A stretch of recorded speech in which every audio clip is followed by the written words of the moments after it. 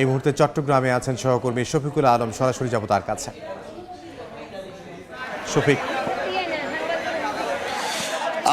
জলাবদ্ধতার সেই দুর্ভোগ কিন্তু এখনো রয়ে গেছে চট্টগ্রামের। এই যে পবর্তমোড় এখনো পর্যন্ত পানি হাঁটুর নিচে আছে, যদিও দুপুর যেরকম পানি ছিল সেরকম পানি কমে গেছে, কারণ এখানে একটি বিকল্প রাস্তা খুলে দেওয়া হয়েছে। অর্থাৎ যারা এই সড়ক দিয়ে যাবে তারা মেডিকেল ঘুরে অন্য দিক দিয়ে যাবে, সেরকম আরেকটি বিকল্প সড়ক খুলে দেওয়া হয়েছে।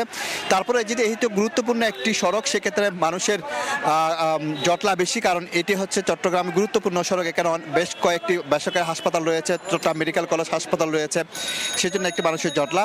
একটি কথা জানিয়ে রাখি, আসলে যে বৃষ্টি বেশি হয়েছে সেটি বলা যাবে না। আমরা কিছুক্ষণ আগে আবহাওয়া অফিসের সাথে কথা বলেছিলাম, তারা বলছে বিকেল 3টা পর্যন্ত বিগত 24 ঘন্টায় মাত্র 33.4 মিলিমিটার বৃষ্টিপাত হয়েছে। সেক্ষেত্রে বৃষ্টিপাত অনেক কম হয়েছে। তবে আরেকটি দুঃসংবাদ রয়েছে, সেটি হচ্ছে চট্টগ্রামের যে কর্ণফুলী এলাকা রয়েছে, সেই কর্ণফুলী এলাকায় কিন্তু বৃষ্টিপাতের কারণে কিন্তু দেয়াল দশে দিলওয়ারা নামে এক বৃদ্ধের মৃত্যু হয়েছে, পাশাপাশি আরও 3 জন আহত হয়েছে। সেটি হচ্ছে চট্টগ্রাম শহরের পাশে যে উপজেলা কর্ণফুলীতে। তো সবকিছু মিলিয়ে আসলে বলা যায় সকাল থেকে দুপুর থেকে বিভিন্ন যে ধমকা হাওয়া বয়ে যাচ্ছে, জলাবদ্ধতা, অন্যদিকে চট্টগ্রাম বন্দরকে 3 নম্বর সতর্ক সংকেত দেখিয়ে যেতে বলা হয়েছে। সবকিছু মিলিয়ে নাকাল অবস্থা। আরেকটি তথ্য জানিয়ে রাখি, সেটি হচ্ছে এই যে চট্টগ্রামের জলাবদ্ধতার সেই বিষয়টি দেখার জন্য কিছুক্ষণ আগে সেনাবাহিনীর একটি দল তারা এসেছেন, পরিদর্শন করেছেন।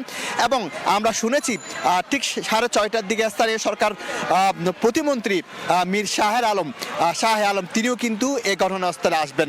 আবার বলছি, স্থানীয় সরকার প্রতিমন্ত্রী মীর শাহ আলম তিনি এই জলাবদ্ধতার বিষয় নিয়ে, যেহেতু আজকে সংসদে এটি নিয়ে কথা উঠেছে, প্রধানমন্ত্রী তারেক রহমান এটা নিয়ে কথা বলেছে যে জলাবদ্ধতা নিরসনে তারা বিভিন্ন পদক্ষেপ নিচ্ছে। এবং চট্টগ্রামের আরেকজন সাংসদ তিনিও কিন্তু সংসদে সেই বিষয়টি তুলে ধরেছেন, এই জলাবদ্ধতার সমস্যা সমাধানে।